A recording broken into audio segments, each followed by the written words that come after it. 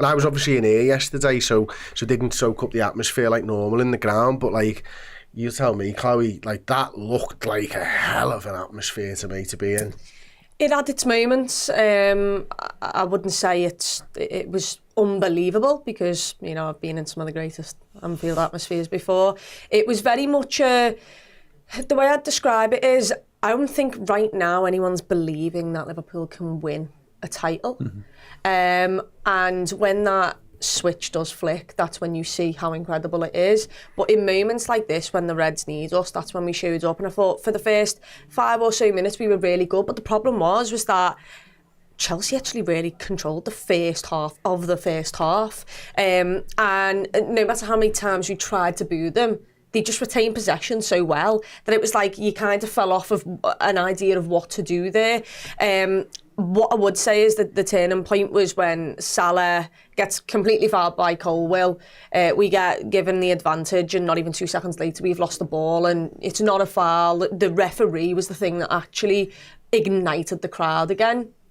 And I thought as soon as that Salah moment happened where he doesn't get the first penalty, I thought to myself, something's going to happen here from a Liverpool perspective. I didn't know whether it was someone was getting sent off. I didn't know what, but I could just feel something was about to happen.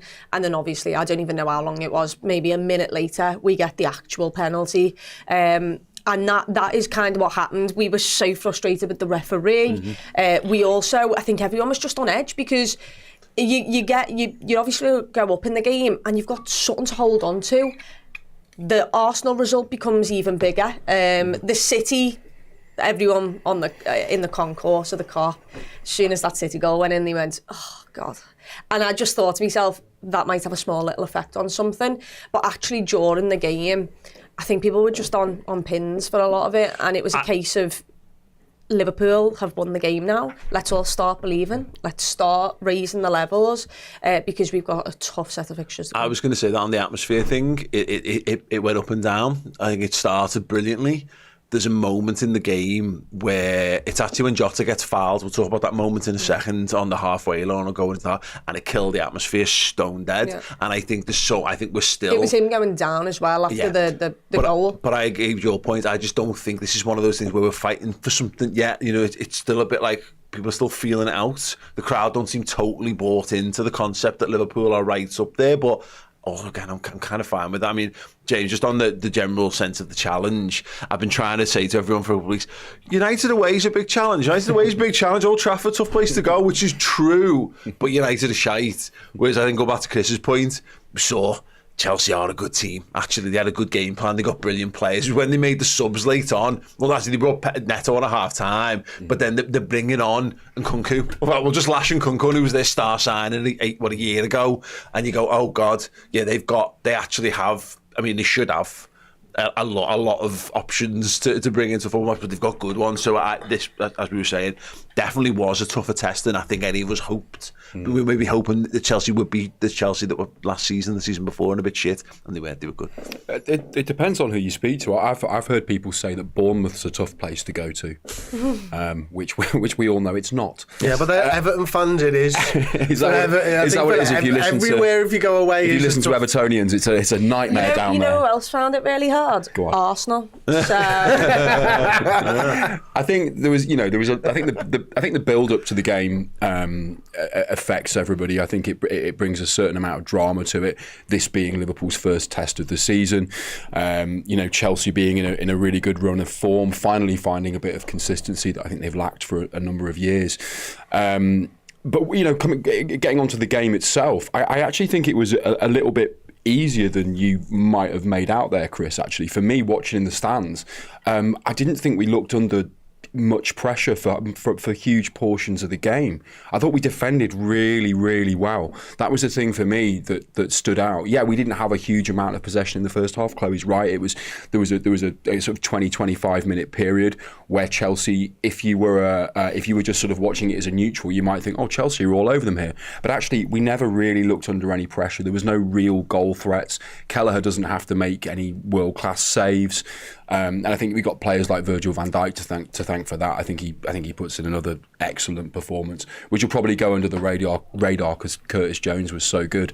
But yeah, I thought it was just kind of business as usual, and I think it all kind of comes down to the manager that we've got now. This sort of calmness that seems to have filtered down throughout the players. Yes, it's not as gung-ho and as exciting a brand of football that we saw under Klopp, and I think maybe that might be affecting the atmosphere a little bit. Definitely. I think it's an interesting conversation though, the Anfield atmosphere, because it's a lot of it's match dependent, depends on the occasion, depends on, sometimes like you say, we need a little bit of drama, we need a foul or the manager to get a yellow card to kick things off. But I thought yesterday, I thought it was fine. I thought it was business. It was the best atmosphere of the season. Yeah, by far. By a stretch. Yeah. And I think you're right there. I think it is opponent dependent. We've never had big atmospheres against the teams that we've played so far this season at Anfield. They're not games that we've ever had an atmosphere for. I think it was on the overlap, and someone was like, I think it was a Forest fan, and he basically just said it's like a myth. Like, I've been there 3 times, and I just felt like saying, you're Nottingham Forest against Liverpool at Anfield right now. Respect. It is respect. But I think about this, and people go, and I've not been to Dortmund, and I'd love to go and experience it, but I've been all around the continent now, and I've seen, like, even like the Europa League last season, where you see some more obscure football clubs, but they've all got rabid fan bases. But actually, so I went to see Union Saint-Gilloise. I actually went to watch them play Porto a couple of weeks before we played them in their ground, and their fans great. The dedication's brilliant. I had a wonderful time, but you do zone it out after a while. It's white noise. Exactly. It's white noise. That's what happens after a while. And it's not just that. It's the fact that, like I said, at that point, that Salah gets fouled a second. Well, I don't know whether it was a foul. It was down the other end, but doesn't win a penalty. And there's no like, okay, I'm going to pull it back because there was a clear foul 2 seconds ago. If that is just a constant noise, there's no build-up, there's no tension.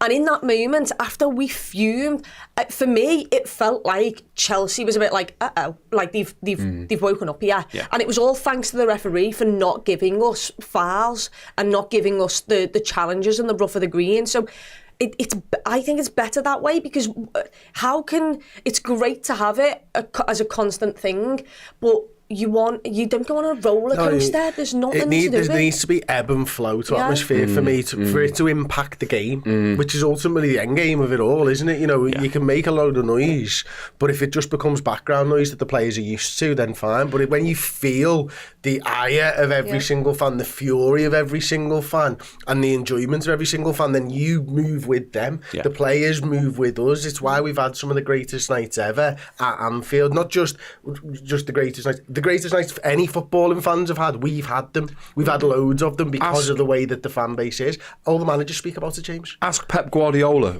what it's like when a decision goes against Liverpool or something mad happens. What happens to the crowd? He'll tell you all about it. We've smashed them a number of times, and a lot of that was down to, as you rightly say, the link between the players and the fans, and that sort of building, that synchronicity between the two. And you see it in the second half yesterday as well. Yep. Once we're 2-1 up and there's a few chances, you're thinking, right, this is our game now.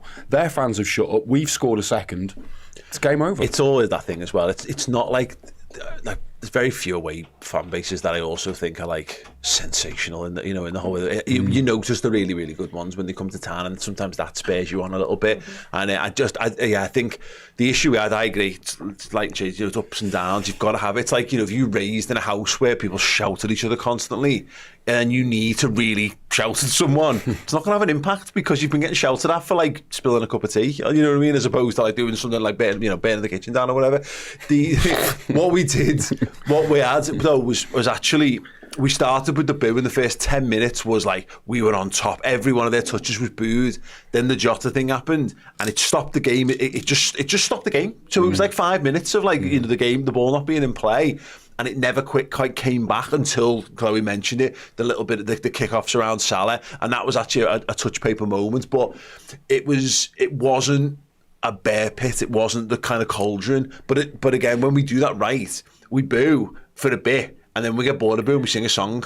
And I think at the moment, this stage of the season, we haven't quite got the songs yet. Yep. That's more like European quarters and semis type of the season when it all really sort of matters. It was a bit, I guess we're not quite there yet to make it a sensational atmosphere, but I saw signs that it's going to get better. The game also, it didn't help us because they went man for man, they overloaded the midfield, and Liverpool, they were fine to let Liverpool have the ball at the back. They were fine to have Keller have the ball and say, go on lad, find a pass.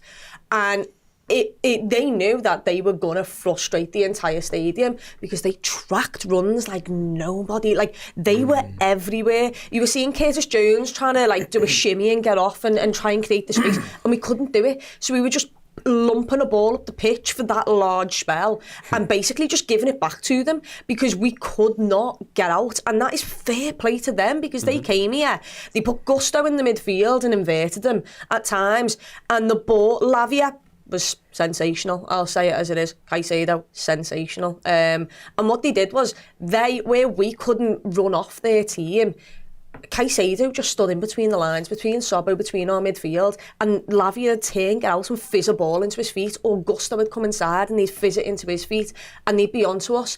And I think you just feel the nerves because you realise how big of a game it is in those moments. But I've got no doubt it'll be even better. And also, at the same time, like you mentioned there, Liverpool's game management has been better this season, and I have not felt as scared. It's been brilliant. Which means, like, you're not sat there feeling like you've got to give it everything and that you need to go and get that third goal, which is what I'd feel like if we were last season under Klopp. You just feel like you're going to concede again. Yeah. So I feel like a lot of people were a bit more confident in the lads on the pitch. Because it's the thing, there were nerves, but there was just there's like general nerves. I wasn't nervous that Chelsea were carving us apart at any point during the game. I felt a real sense of control. I was surprised when I heard Maresca say we controlled the game, and I was like, did they? Okay. And then I looked at the stats, like, they had more possession. Then I looked at like the momentum chart, and it was well more in Chelsea's favour. I was like, well, sounds, because it's great that they had all that, but I never really felt as though like they were constantly on us and they were gonna break us down. It was like like they were creating this pressure cooker for our defence to handle. So sound really.